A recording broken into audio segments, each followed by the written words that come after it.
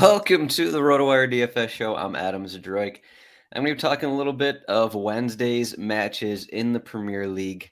And the main one I'll talk about a little bit more than the others because we got Manchester City home against Arsenal, which is, one of the biggest matches of the season. Massive match here. But we don't have any other DraftKings content for Thursday. DraftKings released their contests, and they have the contest. As I'm speaking right now, there are no King of the Pitch anythings. I believe there was a $150 contest that's going on for the 4-gamer. That is the only contest that filled up late Tuesday night, I'm pretty sure. Otherwise, DraftKings is like, no, let's not do satellites or qualifiers. Let's just cut those out of the midweek games here. Let's also have our contests on Wednesday, even though it's a bigger slate with 4 games.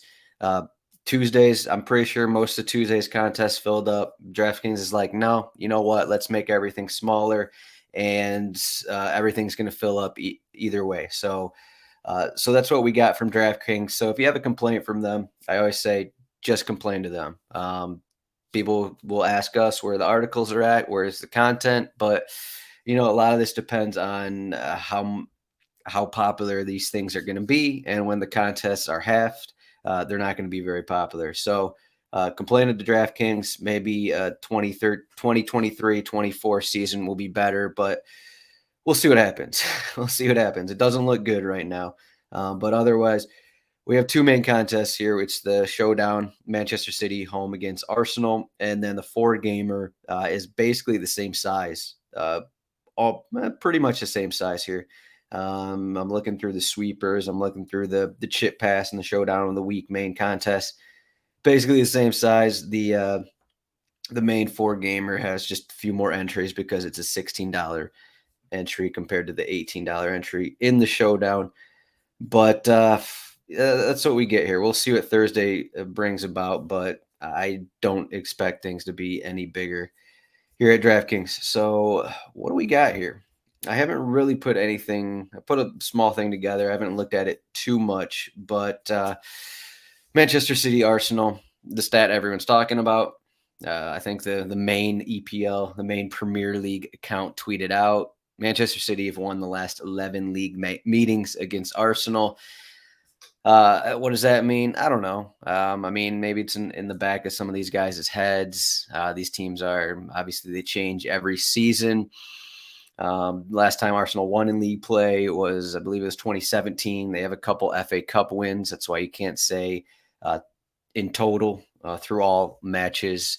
But as we look through the Manchester City Arsenal matches recently, I don't even think we can look at last season's matchups because, again, different teams. I think they played August and then they played January 1st last season. And like Lacazette was still playing at that point for Arsenal. So I'm not sure there's a ton to take away from prior games in this season. And even then, when these teams played in the FA Cup in January, I just remember that game being a kind of a nothing. They had, for the most part, it was, top squads were in. You got a couple of different things like Rico Lewis. That was when he was starting. Fabio Vieira got a start. Ketia started. Rob Holding, Tierney. So there's some changes. Obviously, the goalkeepers were rotated as well. But even with a lot of the top squads in that game, neither team really cared too much. They just didn't want to get injured. It was just nothing happened. So we can't even look at that 1-0 result for Manchester City. And then the home match for Arsenal, which – to an extent, you could say that Arsenal maybe outplayed Manchester City, but Manchester City just capitalized on some mistakes, and they capitalized. They scored when they got opportunities. That's kind of the main thing. As we look at some of the numbers there, we could see that Arsenal had majority possession, 64%, but how much does that mean? They finished with 10 shots. They had 1 corner. Manchester City only had 2 corners, got the 3 goals from 9 shots, but again, they capitalized on mistakes. I think the first goal was Tomiyasu. Let me double check if it was the first goal. De Bruyne, 24th minute. Yeah, it was Tomiyasu made I think it was a back pass, and De Bruyne stole it, took it, scored a goal. And that was like, okay, even though Arsenal may have been the better team in the first 24 minutes. It didn't matter. They made a mistake. It just didn't work out. Now they're playing at Manchester City. How will we trust them at the Etihad? Already playing. I didn't even mention that one of these teams is playing really well, and the other team just has allowed what 7 goals in the last 3 matches. They just were down the entire match against Southampton, basically. 2 goals against Liverpool, 2 goals against West Ham. They're allowing goals every game, no matter who they're playing. So you have to take that into account. So as we look into lineups here, Rob Holding, is he going to start again? Probably. Saliba is out. So Saliba might be out the rest of the season. I assume Xhaka is going to be available. Fabio Vieira started over the weekend against Southampton. I guess that was Friday, but it's assumed that Xhaka will be ready. I know that Arteta kind of said that he didn't know, but yeah, I'm just reading the note here. Trained on, I think this was Tuesday. So he trained on Tuesday.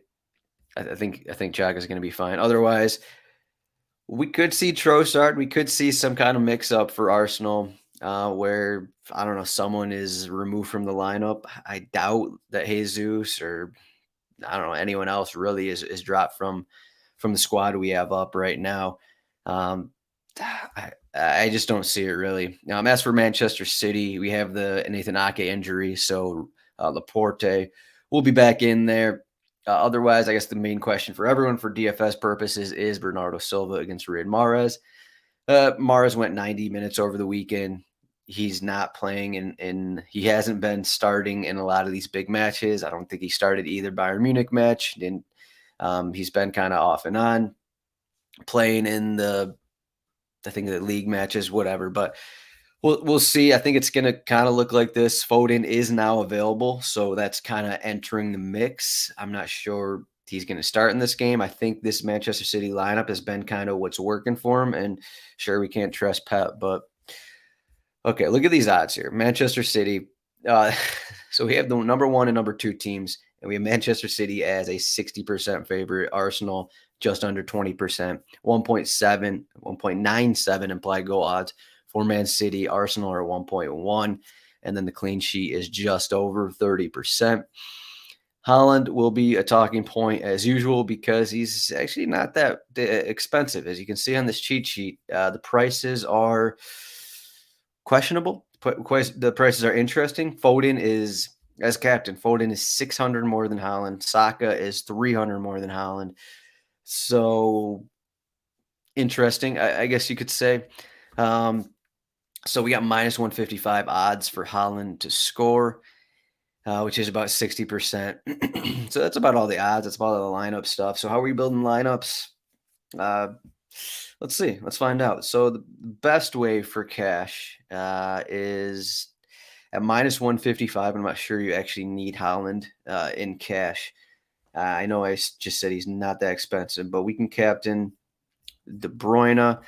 The difficult thing, I mean, this is a pretty difficult showdown, depending how you want to play it. If you're expecting another 3-1 kind of result for Manchester City, I assume City are going to have more possession in this one compared to the last time these teams played. I don't think it's going to be the same kind of thing. I believe it was. I mean, even Arsenal's recent away trip to West Ham, they didn't dominate that one by any means.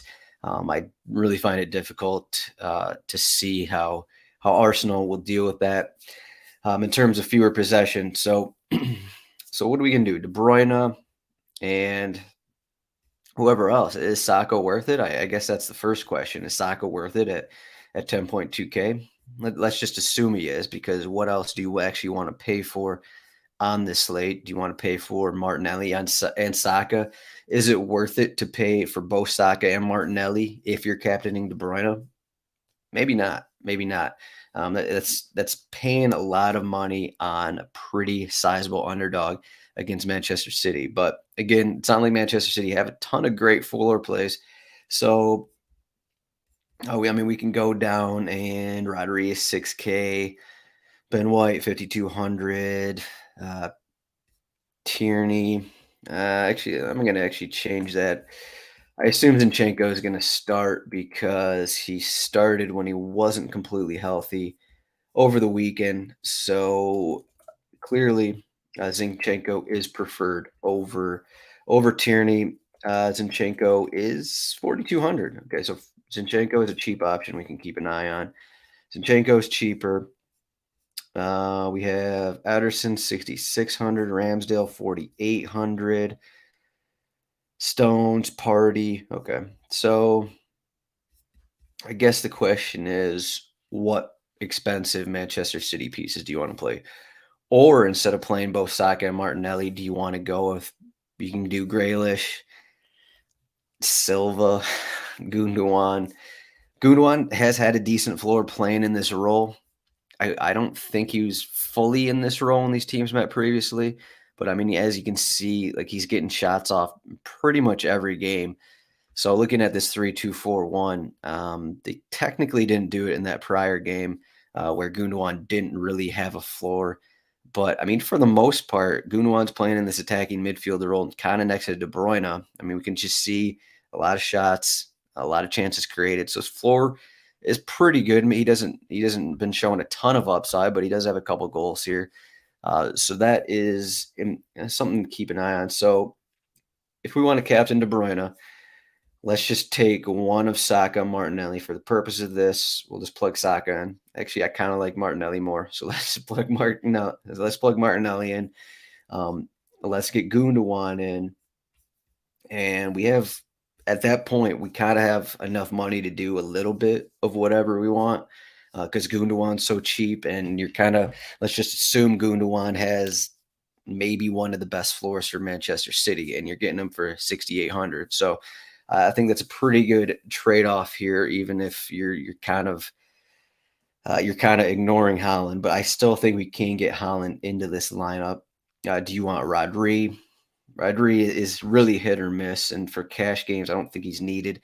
If you want to play Holland with this lineup, it's not that difficult. You could do a lineup with KDB, Gundogan, Martinelli, Holland, and then you got Zinchenko and Ben White, or just use whatever. Use John Stones, use Manchester City center backs. You could probably let's even put Rodri in this and let's see what we're left with. I mean, we could do Ruben Diaz in this spot.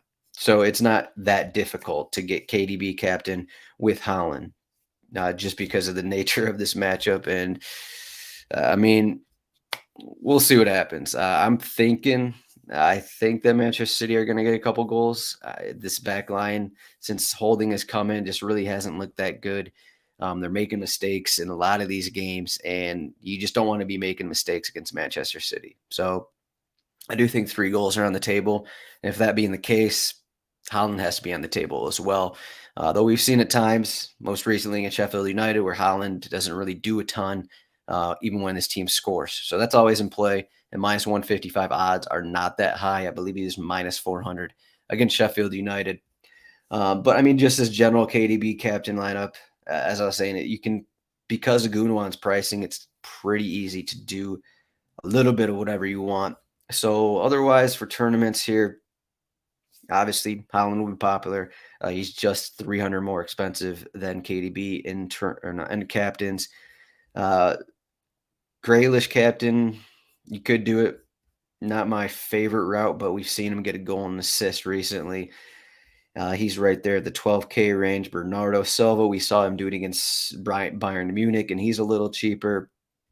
Gundogan and Bernardo Silva are kind of in that same range there, where you can you can captain either one of these guys, and either one of them can get that goal, can get to the 20 points kind of a thing. I don't think there's going to be huge floors in this game, so that's another thing to keep in mind when we're looking at this. We saw in these prior matchups where these teams aren't even combined. Neither one are getting corners. Neither one is really topping 20 shots kind of a thing. 20 shots combined. So that's just something to keep in mind, because if you get a goal from anywhere on the slate, that could be enough to win with that captain. So pretty much anyone. I mean, if we're looking through these lineups, like anyone can get a goal in these games. I'm also talking center backs. Pretty much anyone from Manchester City can be captain. As for Arsenal, I mean, maybe Arsenal's goal comes from whoever. Maybe it comes from Chaka, assuming he starts. Maybe it comes from Party or something like that. And you got this cheaper Arsenal guy, and it's your lone Arsenal piece, and then you got 5 Manchester City players. You get the 3-1 win, something like that. So there's a lot of ways to go because these guys aren't that expensive. I did say Party, but I'm not doing that personally. Let's just do an Ederson captain. It's not going to be popular because Ederson just hasn't been very good. I'm not sure if it would actually win either, but we can hope for 3 saves from Ederson. That would be like a max performance, but I don't want to do Ramsdale captain. As I said, multiple goals in 3 straight, allowing a goal every game. I just don't think it's worth it unless you're getting 8 saves out of him. And I guess in that point, maybe you're going for those 8 saves. Let me look through his game logs. 7 saves at Tottenham. That's a high. Other than that, it's been 5 saves, 4 saves. So just the massive upside I don't think is there, especially with against an efficient team like Manchester City. You can captain Ramsdale if you want. I'm not going to be doing that, but let's just try an Ederson one here where we're getting 3 saves, we're getting the win and the clean sheet, and maybe Haaland only gets a goal and 2 shots. Haaland's at 14 points. KDB's at 16 points. But we can also get all these pieces. We can get, what do we want? Maybe Grealish gets an assist. Maybe Gundogan has a pretty good floor. So we get all these guys, and then you just throw Ben White in for the heck of it. And I think I just did this lineup against Sheffield United. I can't even remember if it worked or not, but it's like, okay, we got all the expensive Manchester City guys. It can be Ederson captain with Haaland, KDB, Grealish, Gundogan. You could throw Bernardo Silva in there as well. And then you still have about 5K for your Arsenal piece. So it's going to be in like the Ben White, Zinchenko range. So really that Ederson pricing there at about 10K with that pricing at captain, you kind of can do whatever you want. I mean, I'd almost rather captain like a Bernardo Silva or a Gundogan because it's kind of in the same price. Let's see how much that actually changes it up. Not too much. Yeah, I mean this showdown is just not that hard, not that difficult to build a lineup here. Because those Gundogan and Bernardo Silva are in that cheaper range with Ederson to where, like, look at this lineup here. We have Gundogan, captain, Haaland, KDB, Grealish, Bernardo Silva, and we still got 5K. So you could plug Zinchenko into that lineup, and you'll have 800 left over. So clearly not that difficult. That's kind of why I think that, Haaland and De Bruyne, their captaincy percentages will be pretty high. So just keep that in mind, and you hope that neither one of those guys gets above the 20-point threshold there. So otherwise, again, it's not that difficult to captain either one of those guys. So that's kind of why it's a bit difficult to spend down here. All right, so I think that's all I got for this one. I mean, for the Arsenal side, you can go just pick out an Arsenal goal. I don't think they're going to have the same floors as they did in the first meeting. Pick out a Jesus goal against his former team, whoever, Martinelli, Saka, and then those guys are in the same price range as the Hollands and KDBs. So get a goal from them, and I don't know, maybe you fade Haaland in that lineup. You get the Arsenal goal. Maybe it's 2-1, 3-1, still kind of a thing. You get the Arsenal goal, and then Haaland doesn't get one of Manchester City goals. So you got 80% Haaland, who is going to finish with, sub 8 points and stuff like that. So when you're fading Haaland, that's kind of what you're hoping for. I think that's all I got for the showdown. I'm going to touch on a little bit for this 4-gamer as well, just because it's here. And just because it's here, I know everyone's playing it. I know everyone that watches these videos will be playing the showdowns, will be playing the 4-gamer. So let me sip some coffee, and I'll touch on a little bit of these 4 games. I'll try and do this in about I'll do a 30-minute show here. Let's do a 10-minute conversation here on this.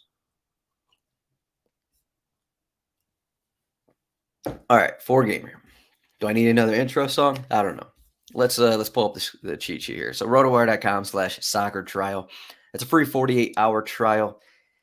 If you want to see all that it has, for some reason you can't see it on the screen, go to RotoWire Soccer on Twitter. I just did a thread on pretty much all the content that is offered on a cheat sheet. I know I don't I don't scroll as much in these solo shows because I'm talking the whole time. But as you can see, there's a lot of stuff on here. Once you're in rotowire.com/chat to get into our Discord, Jack Burkhart posted a guide that he put together last night in a notepad or whatever. And he put that in the Discord. So if you want that, if you want Jack's thoughts on that instead of the article, he posted that in the Discord. So you can check that out as well. rotowire.com/chat to get into this Discord. All right. So look at these laps. Yesterday, I did a lineup release show, and it was crazy. A lot of stuff was going on. Unfortunately, the RotoWire weekly meeting is around this time, and I'm not going to be able to do a show today. So I'll try and discuss what I think is going to happen here.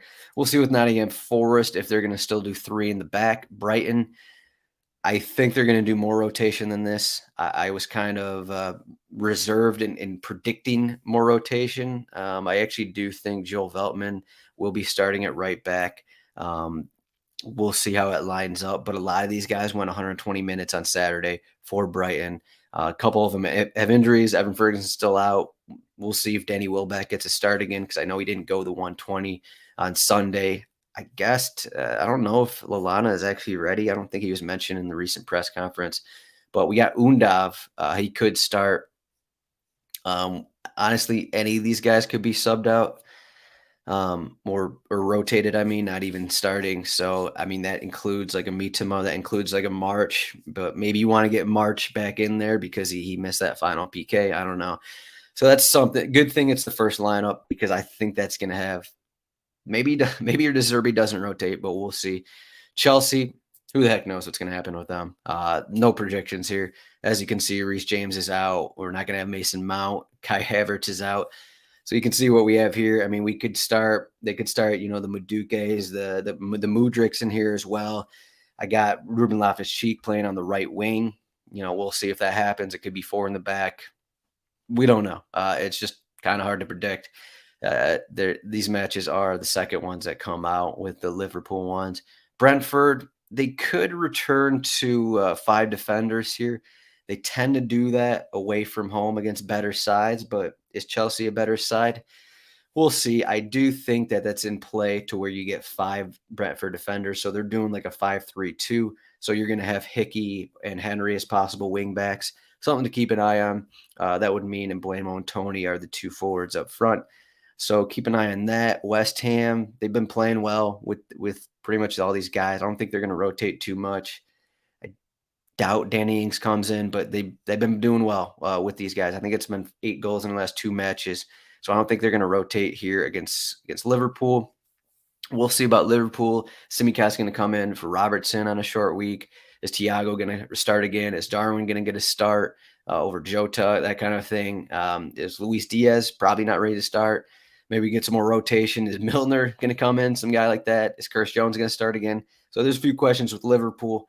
As you can see as I'm scrolling down, then we get Manchester City, Arsenal. There's a lot of questions for these teams. There's a lot of questions. Someone last night said Haaland was minus 200 to score. So I guess that part is interesting that he's minus 155 now. Maybe he's at a different sports book. But otherwise, just looking through this slate here, Haaland has to be popular. He's 8,600. He is the 4th most expensive forward, and he has the best odds of scoring the slate by far. Of course, that means if you want to pivot, if you want a tournament lineup, that's not. I mean, Haaland might be 50% in tournaments. Yeah, even on a 4-game slate at 155, he might be that popular. It just kind of depends what people want to do with that Manchester City Arsenal matchup. So Haaland will be popular. I don't know if I want to get into full-on cash builds and tournament builds, but I'll just give some thoughts on these matches. So we kind of know that Brighton they're gonna control possession. We'll see what their lineup looks like. I think there's going to be goals in this one, though Nottingham Forest at home can be feisty. I know they lost recently 2-0 against Manchester United, but Steve Cooper think he said it this morning or at his press conference. He said City ground, Nottingham Forest home pitch is a little different, adds a little more juice when it's under the lights. I don't know if I want what I want to take that to mean, but I do think like a situation where there's only one goal in this match, I think that's in play. On the other end of that, Brighton matches can always get out of hand. So I also wouldn't be surprised if it was 3-2 kind of a thing. But I just think Nottingham Forest play a little more defensive at home. And I wonder if that's going to come up in this match against a possibly rotated side. Because I know people will want to play some of these rotated Brighton guys. I mean, Buonanotte is 4,200. Undav is 6,400. Dowden Ciso starts again, but he's 5,800. So you got these guys who are a little cheaper here. Lallana is 3,700 if he actually comes in. Development, a $3,500 fullback if he starts, kind of thing. So we have some cheaper guys as well, but just something to monitor here. I might be off of this one depending on what this Brighton lineup looks like, because I know they can control possession, but usually when they rotate is when they kind of struggle to score pretty much against everyone. So I do think I wouldn't even be surprised if it was a scoreless draw kind of thing. So I may be going off of that one in tournaments. Then again, as I'm looking at these other matches, what the heck's going to happen in these other games? Maybe that one is the best one to attack. I assume a lot of people will be attacking that. As we get into Chelsea, Brentford, people will attack Brentford because Chelsea have been really bad. So that is something to consider. There will be Tony Love. There will be Mbomo Love. On the other side of that, Brentford aren't as good away from home, and people aren't going to be on Chelsea. People don't like Chelsea right now. They're not even top 10 in the table. They haven't been playing well. They're not going to play Chelsea. People will be bashing Chelsea up until this game starts, probably during the game, probably when they lose 2-0. Frank Lampard's going to be left off the pitch kind of a thing. But then again, they're at home. They have more rest than anyone on this slate. They have more rest than any Premier League team here. So Brentford, they played Saturday. Chelsea did not have a game over the weekend. You got to take that into account. I'm not sure exactly what it means because they haven't looked that great under Lampard. But again, some of those games, a couple games against Real Madrid. So how much are you going to put into that? But they are home for this one. So Brentford away. Let's look at Brentford away. You got the 2-0 loss at Wolverhampton. You got the 1-0 loss at Manchester United, 3-3 against Brighton. So I do like going against Brentford away because they're just not as good. I don't want to talk myself into this, but I almost think Chelsea might be a great tournament play here. They are rested. You have guys that you don't have things that you don't have to worry about. Like you don't have to worry about Reece James. You don't have to worry about Havertz coming off the bench. You kind of know who's going to be in there. If we get Gallagher and Felix in there, like these guys are rested. If it's a back three and we got Chilwell on the wing, definitely want to play Chilwell. We'll see about Loftus-Cheek if he actually comes in. I don't think he's actually played that much under Lampard, but Loftus-Cheek is just another cheap guy. And I guess we could get Azpilicueta, something to keep an eye on. So I do think it's going to be three in the back just because Thiago Silva is healthy again and Fofana. We'll see about Badiashile. I don't think Koulibaly is healthy enough to start. But yeah, so a lot of people are talking about Enzo. I think he took one corner last game kind of a thing. Intriguing. I'd say Chelsea are intriguing because people hate them. Right now, people do not want to play Chelsea and they hate them, but they are home against Brighton, a Brighton team who aren't as good away from home. I'm not, in that sense, I'm not on the set piece takers. I'm not on Jensen in the slate. I don't think this is a great spot for Brentford corners. So I'm not actually going to be on them. West Ham, Liverpool. I think this does have the potential to have goals. I know West Ham tend to be a little more defensive at home, but they haven't been actually converting their chances lately. So I think that's clearly a boost. As whereas Liverpool, I thought Liverpool are kind of figuring some of their defense out a little bit. And I know Jack Burkhart's been saying Nottingham Forest got a couple deflected goals, but they still got those chances. I mean, they still got those pretty good chances against Liverpool. And Liverpool, I mean, even though they're controlling these games with a kind of a different look with the ball, different formation kind of a thing, they're still allowing chances. They gave up that stupid goal against Leeds, and then, the Nottingham Forest got a couple goals in Liverpool at Anfield. So you got to take that into account. So I do think there could be goals in this one, even though the West Ham matches tend to be lower scoring at home. Let me pull up the table really quickly to make sure I'm not making that up in terms of West Ham at home. I guess I'm making up a little bit, but West Ham at home, 6 wins, 4 draws, 6 losses, 21 goals scored, 21 against. And it's just that away from home, they just can't score as much. Okay, so it must have been earlier in the season, but I do think goals are in play here, and you can get a lot of cheap West Ham guys. Let's look at this here. West Ham, I mean, Bowen at 8K isn't even the worst thing. I know West Ham don't like to play with a ton of possession, so that is the downside in this spot in terms of getting corners. Cresswell at 5,600. I think Cresswell may not be in play because you have TAA, because you got the 2 Liverpool fullbacks and you have Chilwell. So I'm not sure Cresswell will be worth that 5,600. You got a lot of cheaper guys, though. Paqueta, 5,200. He was cheap last match. I think he's the same price in this one. So very cheap. You got all these guys. Sioux Falls, 4,600. Again, I don't know if we need another defender. Cheap Antonio. Yeah, so a bunch of cheap guys. Liverpool, their forwards are a little cheaper as well outside of Salah. So you could really go, I mean, TAA at 6,200 in the spot. That's fine. That's fine. He was what, 60? No, he was more than 70. Yeah, he's 7,900 last match. Okay, now he's 6,200. That's great. Okay. So yeah. And then it's the Manchester City Arsenal match. Again, I said I don't think there's going to be a ton of floors in this one, but if you do get the 3 goals from Manchester City, is anyone else on the slate scoring 3 goals? Maybe not. So Haaland, as I said, will be popular, but again, you can always fade Haaland. He's going to be so popular that if he gets another dud like he did against Sheffield United, I think I won some contests with Mahrez and no Haaland over the weekend, and it's pretty easy because Haaland's going to be so popular. Because he's cheap also on this slate. He's just going to get looks, most likely to score.